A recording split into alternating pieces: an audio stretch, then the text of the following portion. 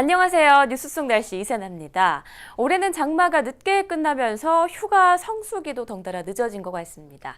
아마 지금도 달콤한 휴가를 즐기고 계신 분들이 있을 텐데요. 하지만 이 휴가철 여행지에서 들뜬 기분에 젖어 자칫 방심하다가는 예상치 못한 병으로 건강을 해칠 수 있다고 합니다. 그래서 오늘 뉴스 속 날씨에서는 막바지 휴가철 건강관리법과 또 휴가 후유증에 대해서 알아보겠습니다.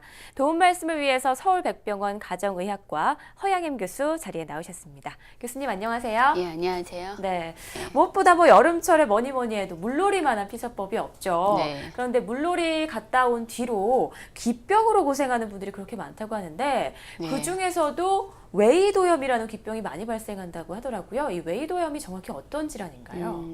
웨이도염은 이제 여름철에 가장 흔하게 발생하는 귀에 발생하는 질환인데요.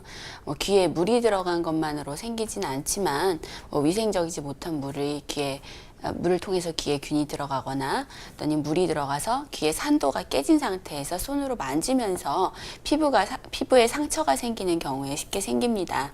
또 여름철에 습도가 높거나 또 면역 체계가 약한 환자들, 또 당뇨가 있거나 면역 억제제 같은 약을 복용하는 사람들에서 더 쉽게 생길 수가 있습니다. 보통 증상은 귀의 통증이 굉장히 심하고 입을 벌릴 때나 음식을 씹을 때 통증이 발생합니다. 또 귓구멍이 부으면서 귀에서 물이 흘러나오는 경우도 있습니다. 네, 이런 웨이도염이나 중이염 같은 귀병만큼이나 물놀이 뒤에 또 눈병으로 고생하는 분들도 네. 참 많던데요. 휴가지에서 특히 주의해야 할 눈병에는 어떤 것들이 있을까요? 휴가지에서 주의해야 할 눈병에는 유행성 결막염과 아폴로 눈병 등이 있습니다. 유행성 각결막염이라고 알려진 바이러스 각결막염 같은 경우에는 여름철에 특히 전염력이 매우 높고 잠복기가 있어서 4, 5일 동안은 환자가 감염을 자극하지 못한 상태에서 활동을 하게 됩니다. 따라서 이 시기에 수건을 나눠 쓴다든지 세면기를 같이 쓰는 가족들한테 옮길 확률이 굉장히 높아집니다. 특히나 결막염에 걸린 환자가 학교 또는 군대, 수영장 같은 곳에 갔을 때 또 같은 곳에서 물놀이를 하는 경우에 있어서는 자기도 모르는 경우에 타인에게 전염시킬 수 있기 때문에 더 문제가 되고 있습니다.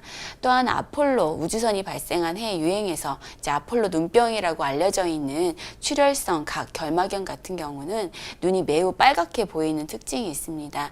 이러한 안과 질환들은 기본적으로 눈이 충혈이 되고 눈곱이 많이 끼고 또 눈에 통증이 생기고 또 심한 경우에는 임파선이 붓거나 미열같이 감기 증상을 동반하기도 합니다. 이런 경우에는 아무래도 전문의를 찾아서 진료를 받는 것과 또 주변 사람들한테 옮기지 않도록 개인위생에 특별히 주의를 기울일 필요가 있겠습니다. 네, 그런데 눈에 좀 이상이 있다 싶으면 안약이나 식염수를 눈에 네. 넣는 분들이 참 많으시던데요. 네. 이게 적절한 조치인가요? 일단은 눈이 많이 건조하거나 할 때는 안약을 사용할 수가 있지만 앞서 말씀드린 것 같은 눈병이 걸렸을 때에는 2차 감염을 막기 위해서 항생제나 소염제 성분이 함유된 안약을 사용할 수 있습니다. 하지만 유행성 각결막염의 원인인 바이러스에 대한 직접적인 치료약은 아직 없고 때문에 증상이 심하거나 장기간 지속될 경우에는 이럴 때 반드시 스스로 약을 찾기보다는 전문의를 찾아서 적절한 치료를 받는 것이 바람직할 것 같습니다. 네, 또 휴가지에서 조심해야 할 것 중에 하나가 햇볕인데요. 네. 아무리 자외선 차단제를 덧바르고 덧발라도 네. 장시간 햇볕에 노출되다 보면 이 피부가 상하기 마련이잖아요. 네. 이럴 때 어떤 증상이 쉽게 나타날 수가 있죠? 네. 자외선에 과도하게 노출되면 피부가 아무래도 붉어지고 또 통증이 생기게 됐는데요. 지행이 될 경우에는 물집이 나타나고 특히나 얼굴하고 팔다리가 붓는 경우도 있습니다. 심한 경우에는 열이 나고 또 맥박이 빨라지고 혈압이 떨어지는 등 같은 전신성 증상을 동반하기도 하는데요. 초기에는 통증이 심할 수 있어서 치료가 필요합니다. 일광화상은 일주일 정도 지나면 대부분 붉은 기운이 가라앉고 각질이 벗어지기 시작하면서 거뭇거뭇하게 색소 침착을 남기게 되는데요. 과도한 일광화상이 생기는 경우에는 아무래도 잡티나 또 이후에 조기 피부 노화가 될 뿐만이 아니라 또 오랜 시간이 지난 후에 오히려 피부암을 유발할 가능성도 있기 때문에 때문에 이러한 자외선으로부터 피부를 보호하는 게 필요하겠습니다. 이를 위해서는 아무래도 자외선이 강한 시간대, 즉 오전 10시에서 오후 2시 사이에는 외출을 가급적 삼가하고 또 자외선 차단제를 적절하게 사용하는 것이 가장 중요할 것 같습니다.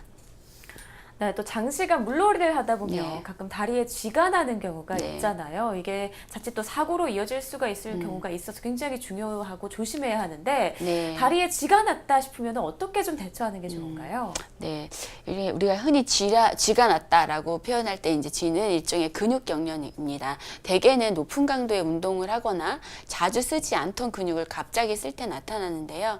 또 운동을 할 때 수분을 충분하게 섭취하지 않았을 때도 잘 생기게 됩니다.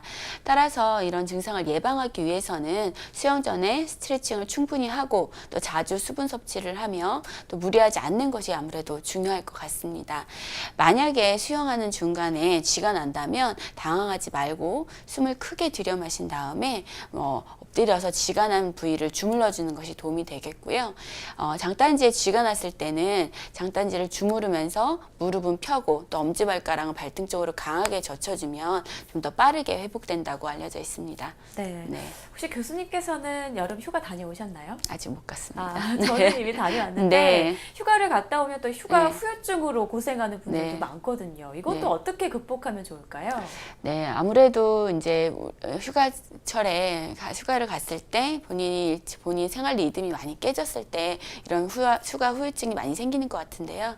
따라서 생활 리듬을 최대한 유지하는 것이 가장 좋은 방법일 것 같습니다. 또 휴가 일정을 무리하게 세워서 몸을 평상시보다 더 힘들게 하는 것보다는 휴가 막바지에는 좀 약간 쉬는 일정을 넣어서 휴식하는 시간을 두는 것이 도움이 될 것 같고요. 되도록이면 늦잠은 자지 말고 또 밤에 잠이 잘 오지 않는다고 자기의 노력하는 것보다는 뭐 독서라거나 또 가벼운 운동 같은 것을 해서 일상 자연스럽게 잠이 들도록 하는 게 도움이 될 것 같습니다. 또 휴가 후에 빨리 수면 습관을 정상화하기 위해서는 늦게 잤더라도 같은 시간에 일어나야 되는 게 중요하겠고요. 또 카페인이 든 음료는 피하는 것이 도움이 될 것 같습니다. 네. 네. 휴가 전에 그 생활 리듬을 빨리 되찾는 게 중요하겠군요. 네. 네, 교수님 오늘 도움 말씀 네, 고맙습니다. 감사합니다. 막바지 휴가철일수록 안전사고가 더 많이 발생한다고 합니다. 즐겁게 떠난 휴가, 건강하게 돌아오는 게 무엇보다 중요하겠죠.